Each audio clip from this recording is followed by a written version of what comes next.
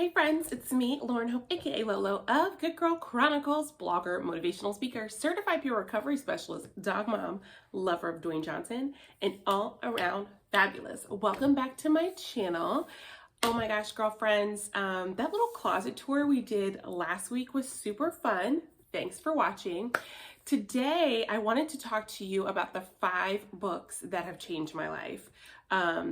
I'm an avid reader, and but there's been certain books that have just like tapped, I don't know, they're just life-changing. And when I think about ways to serve you all, I want to feed you guys what is feeding me, if that makes sense. But first, girl, I am 42 hours out from taking my second COVID Moderna vaccine, and I was super anxious about it because people were saying that they had like flu-like symptoms, chills, this, that, and the third. And well, girl, let me just show you, girlfriend. I just got out of the place where I went to get my second COVID shot. As I told you guys a couple weeks ago, I decided when my job made it available to get the vaccine, I took shot 2 of the Moderna vaccine. Oh my gosh, I'm like, why am I sneezing?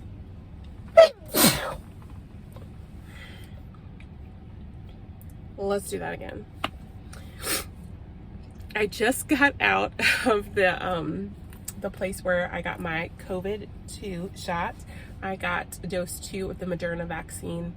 As a healthcare worker, I was able to get it, and I'm really anxious about dose 2 because everyone talks about like how awful it is. The lady was like, not everyone experiences that, so I don't have a ton of stuff to do today, but I definitely have homework to do. Yeah, but my allergies are killing me today too, which sucks. Girlfriends, I'm a very public-private person. Does that make sense? I'm so transparent and open with you all and like on social media about so much stuff. There's still a lot of my life that I am private about, and the experiences I have gone through I was just talking about this in therapy the other day. I'm very selective about who I let get intimately close to me. Like, it's down to the point where literally there's a handful of people that know where I stay. Like, for real. Like, and you have to have known me some time. I have a guy friend, and he don't roll that way. He's like, hey, I'll come get you and we'll go see the Christmas lights. I was like, nah, I don't want you to know where I live. I really had to like have some seasons with people before. But, you know, if you're new to my channel or my experience, being homeless changed my perspective a lot about home insecurity. Anyways, so sorry. That is a long... Why did I get on that tangent? Anyways, I'm a public-private person, right? There are things about myself I don't talk about. Yesterday was just one of those days where, like, spiritually and mentally, there was like some alignment that I haven't had in a super long time. I had this experience yesterday that was like, did that really happen type of experience? Like a real spiritual experience. And if it manifests into something, I'm going to share the story of that day with you, and it's going to freaking blow your socks off. Like, really, I'm a couple hours out of it, and I'm like, wow, that's like an epic teaser. However, even if it doesn't manifest to this like big awesomest thing, I'm grateful that I had this experience March 18th, 2021, and I am hopeful and prayerful that this is the beginning of a new season of life for me. That's all I'm going to say about that. So we're going to go get some coffee, girlfriends. I'm going to go lay down, and then I'll keep it moving. I'll let you know how I feel tomorrow. Hey girlfriend, oh my gosh, it's day 2 of having taken the Moderna vaccine. This is shot 2, so hopefully I'm done. Although the lady said that they might develop a booster thing. Okay, so girl, hold on a second. This is a symptom of it too, you know. All right, so the first day I had a dull headache like I did with the first shot, and I slept a lot that day. I just cleared my schedule to sleep, and everyone I know who's taken the vaccine says that like when you get that vaccine shot, give yourself like a day to, in case you react a certain type of way. The second one is supposed to be the one that like hits your immune system the hardest. I've heard some people say they've had chills, fevers, like they had the flu. So I was like so anxious about this, having those symptoms all week. And this morning I woke up and was just so tired. I just feel like my body is so sore. And then this morning I was just like, I kind of felt a little nauseous. So I got some ginger ale, but I'm feeling a little better. I'm hoping that tomorrow I feel really, really better, because I'd like to go to the gym, and yeah, I'm just tired. I don't even know how I had the energy to put on makeup. Listen, makeup is like self-care for me. Listen, let me just touch this thing up under my eye. Makeup is self-care for me, and it's a Saturday and I'm not doing anything, so I was like, we're just gonna play and do some makeup. I went to lunch with my friend today, and I just had brain fog through the whole conversation. I was like, this COVID stuff is a hot ass mess. So but yeah, I just wanted to share that with you guys, because I told you about the first shot that I took, and you know, I was really ambivalent about getting the shot because the vaccine was made really quickly, and there's still so much that doctors don't know about COVID. However, I'm really, is it altruistic? No, I don't know. What is the word that's like, I'm one of those people who is interested in the common good. And for life to get back to what we used to know as normal, we have to reach herd immunity. And I want to travel and things like that. Like people who have gotten the vaccine, once you're like 10 or 14 days out, they're being allowed to travel varying places and stuff like that. So that was my ultimate decision, and I love God and I believe in his plan for me, and I really just prayed about it and said I'm gonna do it. So I just want to tell you how it went if you do decide to do that. So yeah, this is day 4 or 3, and I feel finally like I'm kind of back to normal. I got the shot in this arm, so like I'm a little sore, and I decided to get the shot after like a lot of trepidation about it, because I want to travel, I want to get back into the world and things like that. And so from what I understand, like 10, 14 days after you take the vaccine, you're like fully inoculated. And, but I'm still going to wear a mask. Like, I don't know, please do your research when you are going to do the vaccine. Because there's so much misinformation out there about it. Like some people are like, oh yeah, girl, you get that vaccine and then you can just go out not wearing a mask. From what I've seen on the news, like let's say you're in a community of people who have all got vaccinated. You can be in like a vaccine bubble, but girl, just keep wearing your mask. Anyways, so yeah, I want to talk to you about the 5 books that changed my life. And also, if you have any books that are pouring into you, particularly self-help, please comment below, let me know. I would freaking love that. Okay, hold on one second. I put the books like right here. Did I put them in like an order, like an organized order? I probably didn't, girl. All right. Okay. Oh, also, you know, it's finally spring, girl. It is finally spring. So I was like, let me sugar snaps and beans. Hold on one second. It is finally spring, girlfriend. So I was like, let me just like give you some spring vibes today. Anyways, okay. So I'm gonna start from like one of the 1, 2, 3, 4, Okay, it is 5. One of the oldest books. This book has been around for so long. So as some of you may or may not know, I used to be a television reporter. And so before I became a reporter, I did a lot of studying about like interviewing and how to get, sound bites from people and stuff like this. Okay, girl.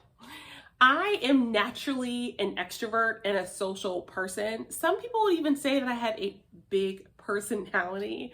But I do think that knowing how to connect to people and relating to them is super important. So the first book I want to tell you about is called How to Win Friends and Influence People by Dale Carnegie. So this book has been out for a super long time. It was first published, it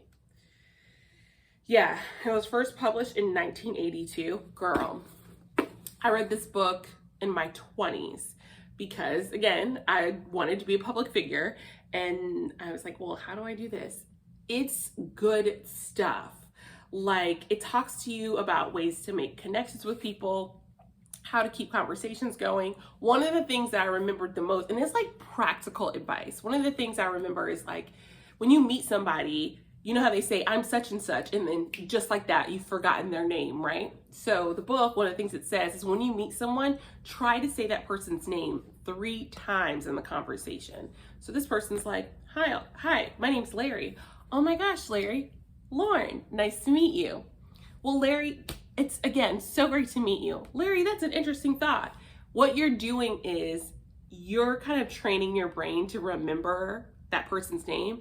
And studies show that people appreciate having their names said to them in conversation. Like, it's something warm and fuzzy about it. Okay, I've always remembered that. I need to be better about it. I should read this again. Anyways, so some of the tips you get: the 6 ways to make people like you, the 12 ways to win people to your way of thinking, the 9 ways to change people without arousing resentment. I feel like if you you're like, ugh, that feels icky. But really, it's about like psychology and sociology. Like, there's no tricks here. A lot of this is based on psychology. So good. All right. The next book. Okay, so you know that I'm super transparent with you guys that I am in therapy and that I live with major depressive disorder and anxiety. But you know what's so interesting? And I said this a couple of vlogs back. So that's my diagnosis, right? But there's still a lot of like behavioral things that I could be doing to improve my life, and a lot of behavioral things that affect my depression. And one of the things I learned in therapy, like super early on, I remember the session like really distinctly. My therapist was like, have you ever heard of the book Boundaries? Have you ever heard what boundaries are? And I was like, what? Like, sports boundaries? No. Like, what are your personal boundaries? What are your non-negotiables with people? And I was like, I haven't really thought about that. So she recommended this book. Girl, when I tell you that you need this book in your life, you need this book in your life. So Boundaries is a New York Times bestseller, over 2 million copies sold. It's by Dr. Henry Cloud and Dr. John Townsend. I'm going to try to remember to put all the books down below. They have a boundaries book for dating also, and for teenagers, but this is the original. So it's basically it's 2 doctors, but one, girl, let me just read the back to you. So Dr. Henry Cloud is an acclaimed leadership expert, a psychologist, and New York Times bestselling author. In his leadership consulting practice, Dr. Cloud works with both Fortune 500 companies and the smaller private businesses. Dr. John Townsend is a respected leadership consultant, psychologist, best-selling author. So you've got 2 experts in this type of background. But what I find so interesting, I am a Christian, so it also talks about how the Bible says we actually should have boundaries with people. So it's like part biblical, it's part Bible, part spirituality, and a lot of psychology. The book says in the beginning when to say yes, how to say no, to take control of your life. I shit you not that this book changed my life. It helped me understand the relationship, like with my estranged parents, like a lot of things about the way that they related to me. It helped me get a lot of toxic people out of my life. I was able to draw awareness to relationships that were codependent.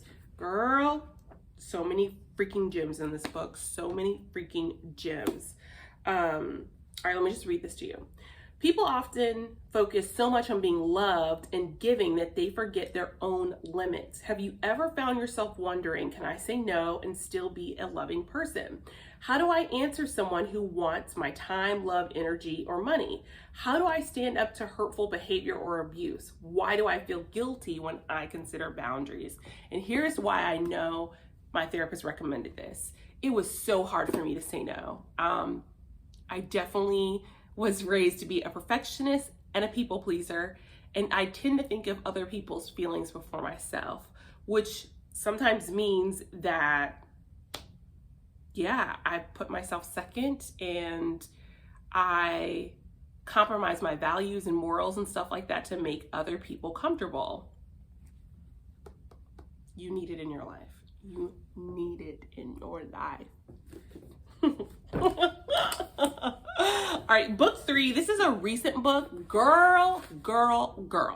This is the book that made me realize that the word friendship, like friend, the title of friend, is something that you don't give to everybody. I am a really nurturing, loving person. And I just honestly, I just want to love on everybody. I really do. But not everyone's your friend. So there is a pastor by the name of Dr. Dharius Daniels who recently came out with a book called Relational Intelligence. Let me tell you what sold me on this book. So he has a church in Florida and Jersey. Is it Change Church? I think it's called Change Church. I'll put that in the description below. So he said, consider this. Jesus had 12 disciples, okay? We know that, right? In the Bible. Generally, people know that.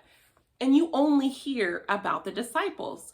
But did you know that there were a lot of people that were following Jesus's journey? Like in the New Testament, as Jesus is going around performing these miracles and stuff like that, a lot of people followed them, but you don't hear about them. You only hear about the 12 disciples, right? Those are his intimate relationships. And so Dr. Dharius Daniels says there's a reason for that. It is proof that even the Bible, even Jesus knew that only certain people get certain access to you. So this book breaks down relationships, right? The difference between friends, associates, mentors, that kind of thing. And this book made me really sit down and look at my relationships. Which one of them were actually friends and some of them that were associates. And so now, friends are people that I let get really intimately close to me. I talk to them about like my diagnosis, my love life, lack thereof, blah, blah, blah. But not everybody's my friend. I actually have like a small circle of people that I consider friends. I got a whole bunch of associates. And this book reinforces the need for boundaries. I'm telling you, girl, it's so freaking amazing. It came out last year. It's good. The other book, we're now on book 4. So I've never fasted. I never fasted until my 30s. So if you're not familiar, in Christianity and in some other religions, the idea of fasting, sacrificing something to draw closer to God. Generally it's food. Some people will do a water fast where they'll only drink water for like all day, or they'll just have liquids all day. And you spend that time spending extra time in prayer and things like that. And in my mind, I was like, that makes I don't understand how denying oneself like a food or a substance or something like that draws me closer to God. But I was really curious about it. My church had talked about fasting a lot. So about 3 or 4 years ago, I was like searching for a fast. So I found this book by Susan Gregory called The Daniel Fast. It's one of the best books that explains how to do a 21-day Daniel fast. The Daniel Fast is based on the book of Daniel. No, the story of Daniel in the Bible. So Cliff Notes version of that story for you. Daniel was in captivity, and the king, who did not believe in God, right? The king wanted to feed him all of this lavish food and all of this stuff like that. But Daniel didn't want to eat that food because he didn't want to receive from the king or receive something from someone that didn't believe in God. So he said, I'm not eating that. I will only eat things that come from the earth, right? And so he and all the other people that denied themselves this rich food, right? Denial of flesh, who denied themselves this rich food. By the time they came out of that captivity, they were some of the strongest warriors, right? So that's like the baseline. So the Daniel fast is based on that. You basically eat, fruits, vegetables, whole grains, things like that, water. It's no meat, it's no carbs. And I'm not gonna lie, girlfriends, it's hard. It's hard. I went through caffeine withdrawal, all kind of stuff. I actually wrote a blog about my first Daniel fast, which I'll put below because it's a powerful experience. When you think about sacrifice and what Christ did for us, it's kind of like that form of sacrifice. And the first fast that I was in, it's so hard for me to like explain it, but like the denying of food, right? Like it brought some stillness to my life, and I heard God's voice in a really powerful way. That's like guided me through a lot of seasons of life. I generally start the new year with a fast. Sometimes I do a fast in the middle of the year, but so amazing. It's like it's an amazing way to get closer to God and like kind of reveal some things about yourself. So great. So great. All right, the last book, and this one has a story behind it. Girl! Oh, how do I tell this story? So, a couple of years ago, I was hospitalized. I was in a psychiatric hospital, and I felt so broken, alone, like I was estranged from my parents, and I was just like, God, why am I still living? And when you're in a psych ward, there's so many like controls things. There's so few things that you can do in your downtime. And so I remember going into like the living room area, and they had like coloring books and stuff like that. But I saw that they had several NIV Holy Bibles. And this is only the New Testament, interestingly enough, which I think is just divine.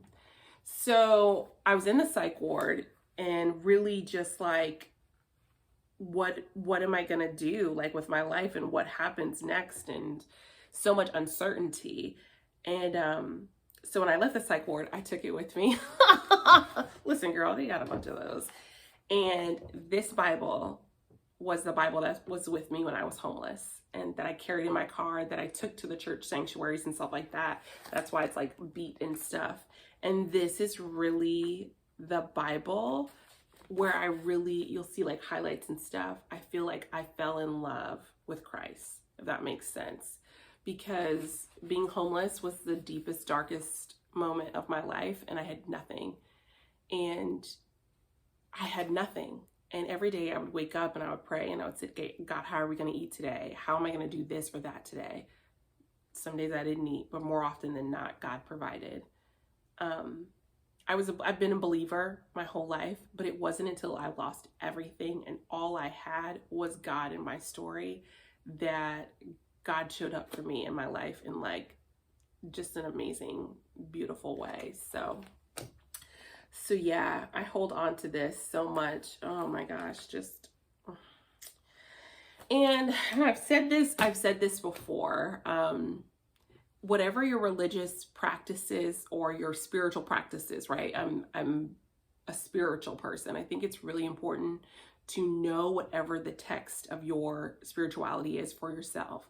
Because when I grew up, like I was raised Southern Baptist, and if I had just went by that, it was like God is always looking to get you. He's gonna burn you, and like there's nothing you can do to ever get in his good graces. There was so much shame around Christianity for me.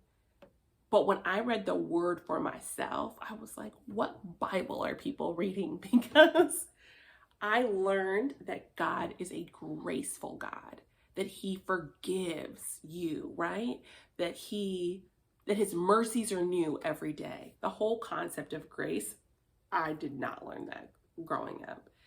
And if it weren't for grace and mercy, like, I don't know how I'd be alive today, honestly. So, yeah. Gosh, I so love doing this with you guys and connecting with you. I would love for you to continue on this journey with me. Click that subscribe button. I talk about love, sex, relationships, mental health, everything in between, and the rebuilding of my life since I was homeless. And yeah, I just love you all. Again, if there's a book that like poured into you that you love or whatever, please drop it below. I'm an avid reader, and this is just like a portion of the books that I have. But when I think about the top 5 books that have changed my life in my 30s, these were it. All right, girlfriends, as we say here at Good Girl Chronicles, I love you. I love God more. See you next time.